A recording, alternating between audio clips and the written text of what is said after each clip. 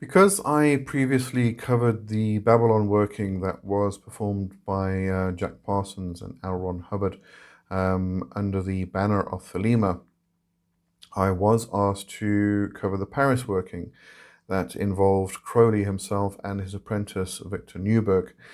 So, apart from the actual record of the ritual proceedings, which I'll put a link to that in the description below, there isn't a lot of information surrounding the Paris working. What I have put together really speaks about the views of sex magic in relation to Crowley at the time.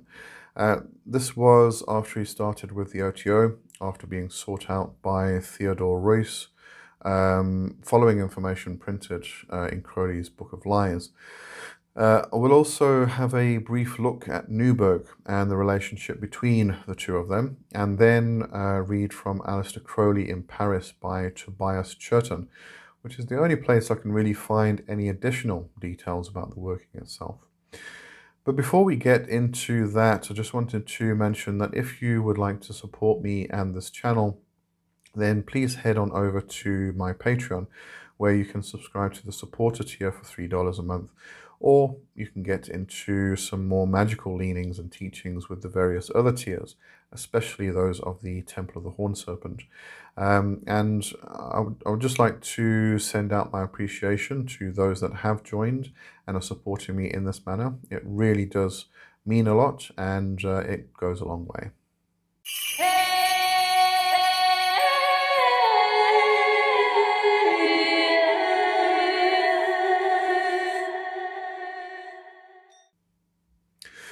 So the Paris working, a 6-week-long magical operation conducted by Aleister Crowley and his disciple Victor Neuberg. This remains one of the most controversial episodes in Crowley's life, as are most things within Crowley's life anyway. Often regarded as a daring and experimental magical operation, the Paris working saw Crowley pushing the boundaries of occult practice by exploring the esoteric dimensions of sexual energy and its role in spiritual ascent.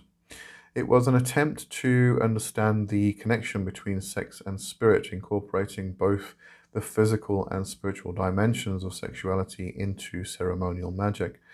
For Crowley, sexual energy was not merely a biological impulse, but a powerful force that, when properly harnessed, could unlock hidden realms of consciousness and facilitate direct communication with divine forces.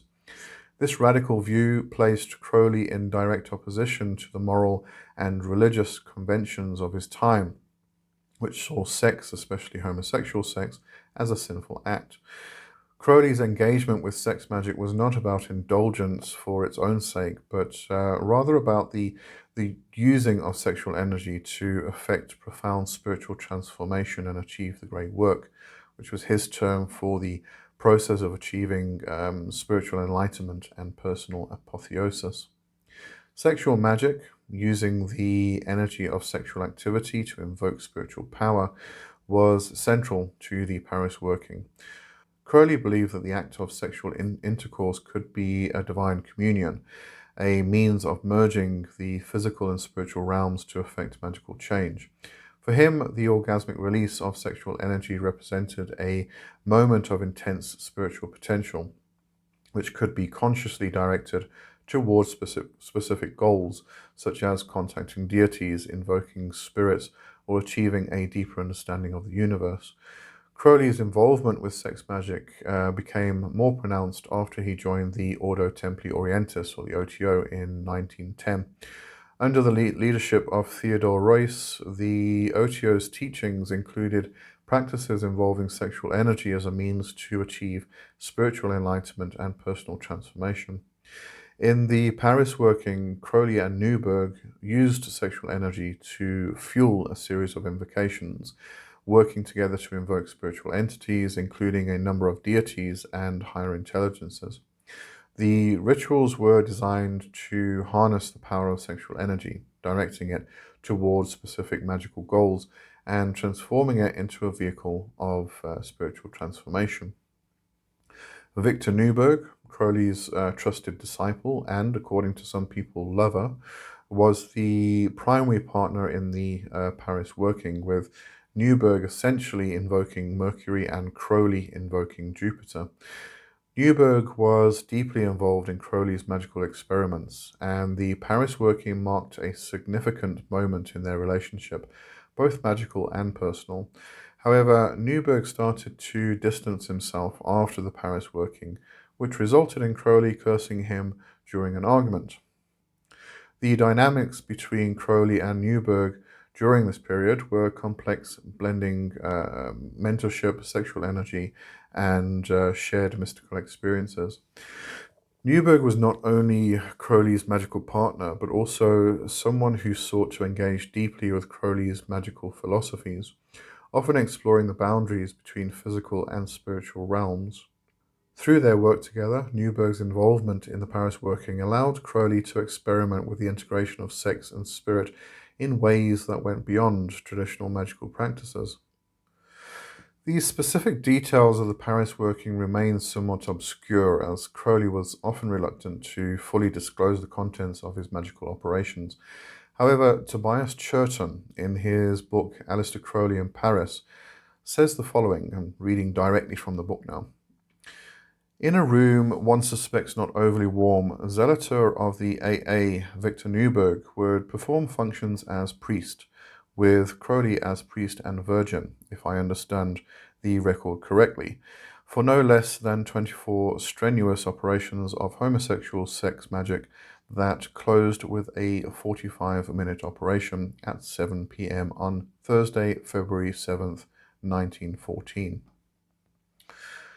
The temple consisted of the bed in the east, a record of the god's words in the west, the priest in the north, in the south a fire and thurible, which was a censer containing incense.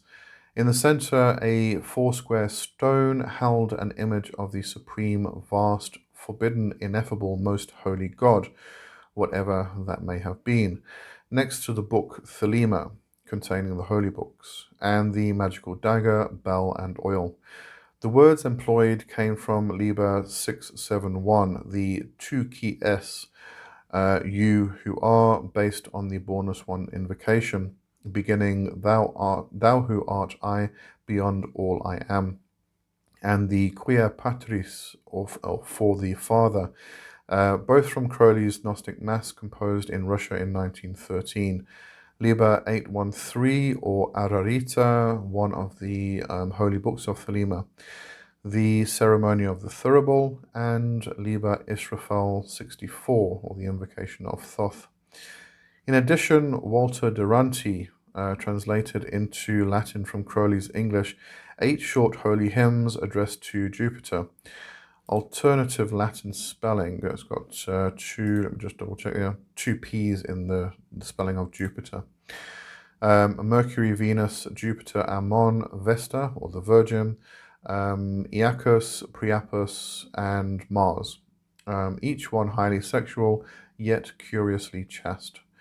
The operational intention was to invoke separately the gods Jupiter and Hermes, or Mercury, that is, to internalize the god form of the deity through intense concentration on the qualities and associations of the god reflected in an image, to the point where the mind of the god indwelled the Magi. To assist in identifying with the god, invocations were voiced, while sexual intercourse, Crowley was usually passive partner, was employed to intensify further a magical, highly energized sense of concentrated envisioning. One presumes both men were on their knees, with the sacrificing priest behind and the virgin bent over. At the moment of orgasm, it was vital a concentrated current of will embodying the object of the operation was energized, maintained, and projected into the ether, while a hymn ecstatically expressed the accumulated energy. The drug mescaline was sometimes employed in moderate doses to assist mystical visualization.